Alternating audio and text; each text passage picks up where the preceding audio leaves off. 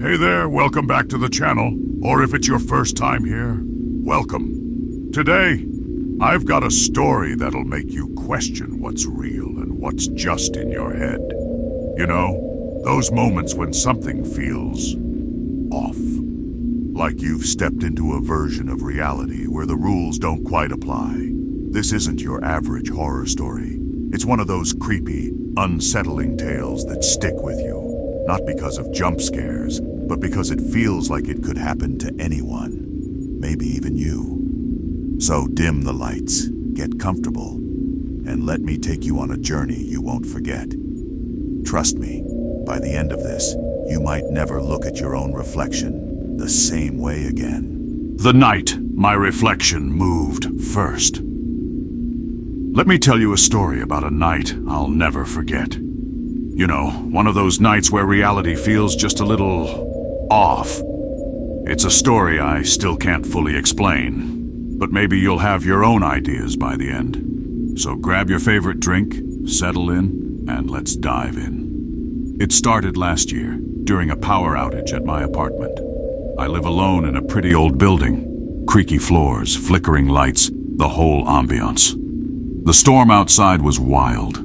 Rain pelted against my windows like tiny fists, and the wind howled like it had a score to settle. With nothing better to do, I lit some candles and pulled out my phone. But of course the battery died in minutes.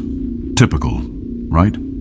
So, I just sat there, surrounded by shadows dancing on the walls, wondering how people survived before Netflix and Wi-Fi. Then, my eyes landed on the mirror in the hallway. You know how in candlelight things look softer but also weirder? That's when I noticed something. Something I can't unsee. I swear, my reflection blinked before I did. I know it sounds ridiculous, but I froze, staring at myself. Maybe I imagined it, I thought. It's just a trick of the light. But then, it happened again. This time, my reflection smiled. Not a normal, friendly smile. It was too wide, too sharp. And here's the thing. I wasn't smiling. I wanted to look away, but I couldn't. It felt like the reflection was holding me there, like it had taken control. My hands started trembling, but them in the mirror stood perfectly still. Then, it raised its hand, not in a casual wave, but a slow, deliberate motion. My real hand stayed at my side. That's when I realized, whatever I was looking at, it wasn't me. I wanted to scream, but the sound caught in my throat. My reflection stood there, staring at me with that unnerving smile, as if mocking my fear. I took a step back, and that's when I noticed it. The hallway mirror didn't just show my reflection, it showed the room behind me, but the details didn't match. The shadows on the walls in the mirror were wrong. They twisted and moved like they had a life of their own. Then, the reflection's lips moved. At first, I thought it was mimicking me, but no. Its mouth moved silently, like it was trying to speak. My ears strained to hear, and as I leaned closer, I swear I heard a faint whisper. It wasn't my voice.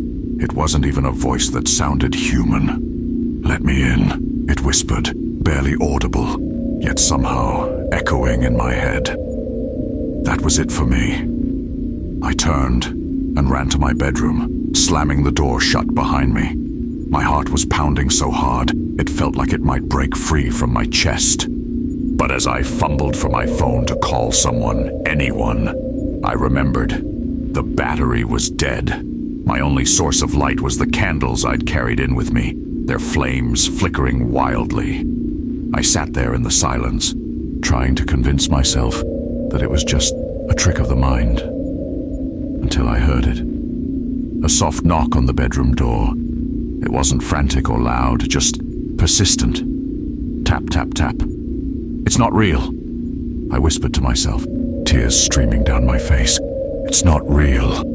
But the knock came again, this time accompanied by that same voice from the mirror. "Let me in." I didn't know what to do. I couldn't run. I'd have to pass the mirror to get to the front door. I couldn't stay. I still something wrong on the other side of that door. So, I did the only thing I could think of. I grabbed a blanket, climbed under my bed, and tried to stay silent. The knocking stopped. For a moment I thought maybe it was over. But then I heard it, the sound of glass shattering. I peeked out from under the bed, and my heart sank. The mirror, it had fallen off the wall, shattered into 1,000 pieces. But in each shard, I could see my reflection. Only it wasn't me. Every piece of glass showed the same smiling face, staring back at me with those sharp teeth.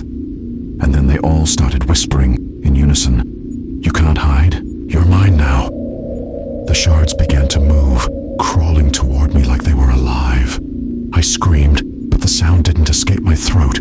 It felt like the air itself was being sucked out of the room. I closed my eyes, clutching the blanket, and braced myself for whatever was coming. When I woke up, it was morning. The candles had burned out, the storm was over, and the mirror was back on the wall, completely intact.